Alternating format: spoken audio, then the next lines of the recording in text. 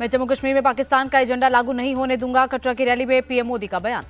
PM Modi ने पाकिस्तान के रक्षा मंत्री के बयान पर साधा निशाना, कहा जो पाकिस्तान का एजेंडा है वही कांग्रेस एनसी का एजेंडा। दुनिया की कोई भी शक्ति अनुच्छेद 370 को वापस नहीं ला सकती, पीएम मोदी की दो टूक।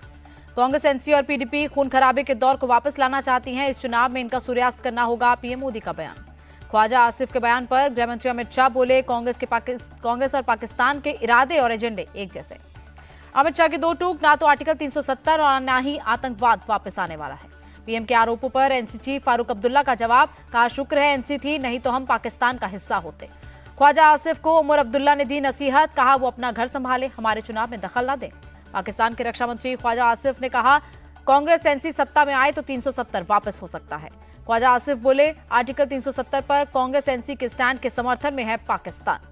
शेर कश्मीर क्रिकेट स्टेडियम में पीएम मोदी ने की रैली, कहा पहली बार बिना दहशतगर्दी के साए में मन रहा है लोकतंत्र का उत्सव। तीनों खानदान पर बरसे पीएम मोदी, कहा जम्मू कश्मीर की बर्बादी के लिए ये लोग जिम्मेदार, इन लोगों ने जम्मू कश्मीर को डर और अराजकता दी। पीएम मोदी का आरोप, कांग्रेस एनसी पीडीपी ने कश्मीरियत को रौंदा, इन लोगों ने कश्मीर को अपनी जागीर समझा। पीएम मोदी ने युवाओं की बात की, कहा जम्मू कश्मीर के युवा हमारी सरकार में सशक्त हो रहे हैं। जम्मू कश्मीर की जनता को पीएम मोदी ने दिया भरोसा, कहा राज्य का दर्जा देने का वादा पूरा करेंगे। कटरा में पीएम मोदी ने किया रोड शो, पीएम मोदी स्वागत में कार्यकर्ताओं का उमड़ा सैलाब। पीडीपी चीफ महबूबा मुफ्ती ने कांग्रेस एनसी के गठबंधन पर उठाए सवाल, पूछा 2 बार गठबंधन की, जम्मू कश्मीर को क्या दिया। पीडीपी के बिना जम्मू कश्मीर में सेक्युलर सरकार नहीं बनेगी, महबूबा मुफ्ती का बयान। हरियाणा चुनाव के लिए बीजेपी का संकल्प पत्र जारी, 2 लाख पक्की नौकरी और 5 लाख युवाओं को रोजगार का वादा। बीजेपी का अग्निवीरों के लिए बड़ा ऐलान, हर हरियाणवी अग्निवीर को सेना की नौकरी के बाद सरकारी नौकरी की गारंटी। हरियाणा में लाडो लक्ष्मी योजना शुरू करेगी बीजेपी, हर महीने महिलाओं को 2100 रुपए और 500 रुपए में गैस सिलेंडर देने का वादा। हरियाणा बीजेपी का वादा, 24 फसलों की एमएसपी पर होगी खरीद, शहरी और ग्रामीण क्षेत्र में 5 लाख नए आवास बनाए जाएंगे। बीजेपी चीफ जेपी नड्डा ने कांग्रेस पर साधा निशाना, कहा कांग्रेस के शासन में खर्ची पर्ची सिस्टम था, आज प्रदेश विकास की राह पर चल रहा है।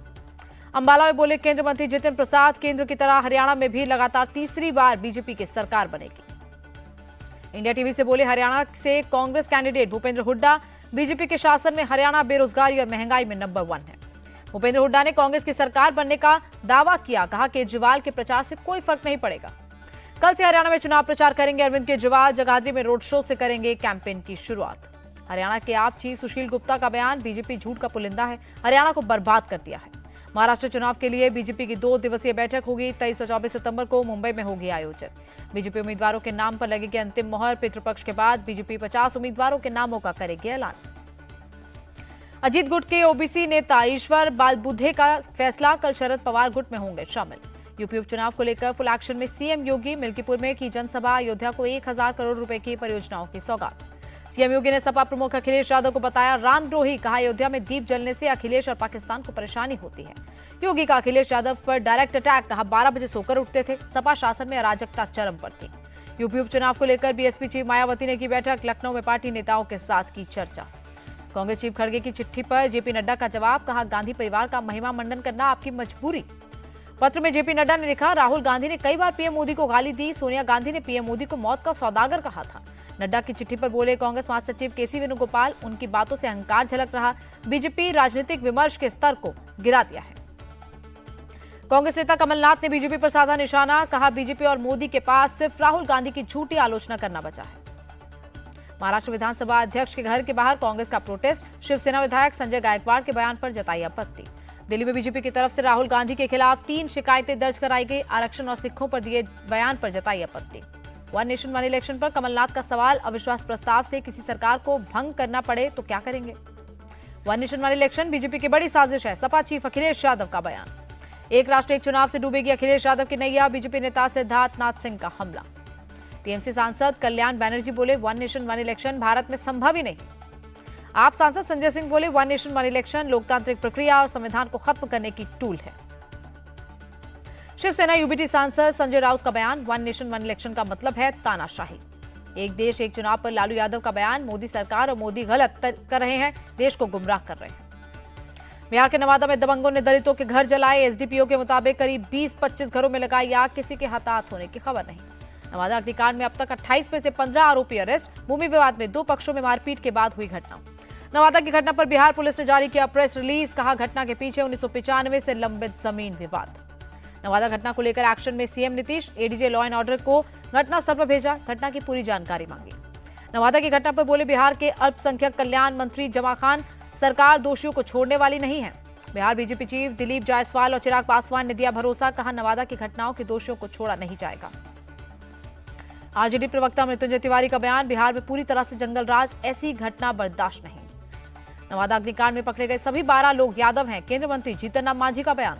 जीतन राम मांझी का बयान, जनता को गुमराह करने वाला है, बिहार में कानून व्यवस्था खत्म है। आरजेडी चीफ लालू यादव का बयान।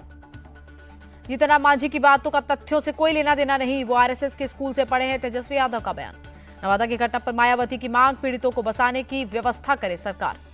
दिल्ली में नौसेना कमांडर कॉन्फ्रेंस का दूसरा संस्करण आयोजित। रक्षा मंत्री राजनाथ सिंह हुए शामिल। गुजरात में बुलेट ट्रेन के लिए 8 स्टेशनों की नींव का काम पूरा। बुलेट ट्रेन परियोजना के निदेशक ने दी जानकारी।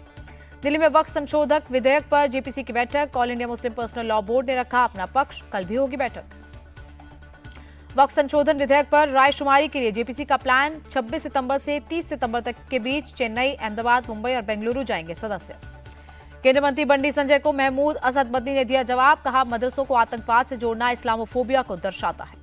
तिरुपति बालाजी मंदिर के लड्डू बनाने में जानवरों की चर्बी वाले घी का होता था इस्तेमाल। लैब रिपोर्ट में हुई पुष्टि। टीडीपी प्रवक्ता ने दी जानकारी। आंध्र प्रदेश के सीएम नायडू ने उठाया था मुद्दा। कहा था, वाईएसआरसीपी की सरकार में तिरुपति बालाजी के लड्डू बनाने के लिए जानवरों की चर्बी का इस्तेमाल होता था। मनी लॉन्ड्रिंग केस में सत्येंद्र जैन ने दाखिल की जमानत याचिका। राउज एवेन्यू कोर्ट ने ईडी से जवाब मांगा। 25 सितंबर को होगी जमानत याचिका पर सुनवाई। बिहार के औरंगाबाद में नक्सली गतिविधियों को लेकर 5 स्थानों पर एनआईए का सर्च ऑपरेशन। यूपी के भदोही से सपा विधायक जाहिद बेग ने जिला अदालत में किया सरेंडर। सुसाइड के लिए नाबालिग नौकरानी को उकसाने का आरोप। कोर्ट से बाहर निकलने के बाद बोले जाहिद बेग, मुझे न्यायालय पर भय भरोसा, पता नहीं पुलिस मेरे साथ बुरा बर्ताव क्यों कर रही है। बर्खास्त ट्रेनी आईएएस पूजा खेड़कर के बायोमेट्रिक सत्यापन को लेकर दिए बयान को चुनौती। यूपीएससी ने दिल्ली हाईकोर्ट में दी चुनौती। 26 सितंबर को होगी अगली सुनवाई। दिल्ली में 22 सितंबर से जनसंपर्क अभियान शुरू करेंगे अरविंद केजरीवाल। पुलिस से जंतर मंतर पर प्रोग्राम के लिए मांगी परमिशन। 21 सितंबर को दिल्ली के सीएम पद की शपथ लेंगे आतिशी। आतिशी के साथ सभी मंत्री भी लेंगे शपथ। केजरीवाल सरकार के 4 मंत्रियों को रिपीट करेंगे आतिशी। कैलाश गहलोत, सौरभ भारद्वाज, गोपाल राय और इमरान हुसैन मंत्री बनाए जाएंगे। आतिशी की कैबिनेट में मुकेश अहलावत होंगे नया चेहरा। एक मंत्री की जगह फिलहाल खाली रहेगी। गोरखपुर के रामगढ़ताल में फ्लोटिंग रेस्टोरेंट फ्लोट की शुरुआत। सीएम योगी ने किया उद्घाटन प्रोग्राम में बोले सीएम योगी, इस रेस्टोरेंट में नहीं मिलेगा हापुड़ वाला जूस और थूक वाली रोटी। गाजियाबाद के लोनी से बीजेपी विधायक नंद किशोर गुर्जर ने जूस की दुकानों का लाइसेंस किया चेक। कहा, जो अवैध है उनकी दुकान नहीं चलेगी। 2017 से अब तक यूपी में 12,525 एनकाउंटर हुए। 207 अपराधी मारे गए, 6,000 से ज्यादा घायल हुए। 2017 से अब तक एनकाउंटर में 17 पुलिसकर्मी शहीद हुए, 1500 घायल हुए। यूपी पुलिस ने जारी किया आंकड़ा। पटना में ट्रैफिक पुलिस का एक्शन। राजद कार्यालय के बाहर खड़ी नेताओं और आम लोगों की गाड़ियों के काटे चालान। पटना के ट्रैफिक एसपी बोले, सड़कों पर विधि व्यवस्था खराब हो रही थी, सभी को ट्रैफिक नियमों का पालन करना होगा। उड़ीसा सरकार का बड़ा फैसला, प्रदेश में आयुष्मान भारत योजना लागू होगी। दिल्ली के शांतिवन इलाके में हादसा, कार के बीचों बीच घुसी सड़क की रेलिंग। दिल्ली विश्वविद्यालय के 4 छात्र समेत 5 लोग घायल। यूपी के शाहजहांपुर में अराजक तत्वों ने मजार तोड़कर शिवलिंग स्थापित की। मंदिर के पुजारी समेत कई लोगों पर केस दर्ज। भोपाल में रील्स के चक्कर में जान खतरे में डालती दिखी लड़कियां। पुलिस ने संज्ञान लेकर जांच शुरू की। राजस्थान के दौसा में 2.5 साल की नीरू ने जीती जिंदगी की जंग। 15 घंटे में 35 फीट गहरे बोरवेल से निकाली गई। महाराष्ट्र के भंडारा में गणपति विसर्जन शोभा यात्रा के दौरान हादसा। शोभा यात्रा देख रहे लोगों से भरी छत गिरी, करीब 40 महिलाएं घायल हुई। हजारीबाग में 2 समुदायों के बीच झड़प। विश्वकर्मा मूर्ति विसर्जन जुलूस के दौरान उर्दू मध्य विद्यालय के छत से हुआ था पथराव। वाराणसी में लगातार बारिश के कारण गंगा नदी का जलस्तर बढ़ा। तुलसी घाट की अधिकांश सीढ़ियां डूबी। बंगाल में पिछले 3 सालों से प्री मानसून वर्क नहीं हुए हैं। बीजेपी नेता शुभेंदु अधिकारी का बयान। यूएस डॉलर के मुकाबले 10 पैसे मजबूत हुआ रुपया। $1 की कीमत ₹83.66। सेंसेक्स और निफ्टी ऑल टाइम हाई पर हुआ बंद। सेंसेक्स 83 और निफ्टी 25,000 के पार हुआ बंद। भारत बांग्लादेश के बीच चेन्नई टेस्ट का पहला दिन। भारत ने पहली पारी में 6 विकेट खोकर बनाए 339 रन। आर अश्विन और रविंद्र जडेजा के बीच 1995 रन की नाबाद साझेदारी। अश्विन 102 और जडेजा 86 रन बनाकर क्रीज पर मौजूद। फिल्म इमरजेंसी को लेकर बॉम्बे हाईकोर्ट ने सीबीएफसी को लगाई फटकार। 25 सितंबर तक सर्टिफिकेशन पर फैसला लेने का आदेश। बॉम्बे हाईकोर्ट की 2-2 अव्यवस्था का हवाला देकर क्रिएटिव फ्रीडम को नहीं रोका जा सकता। मॉर्निंग वॉक के दौरान एक्टर सलमान खान के पिता को मिली धमकी, पुलिस ने दोनों बाइक सवार युवकों को पकड़ा। युवकों से पूछताछ के बाद मुंबई पुलिस का बयान, युवकों ने सिर्फ शरारत की थी और दूसरा कोई एंगल नहीं है।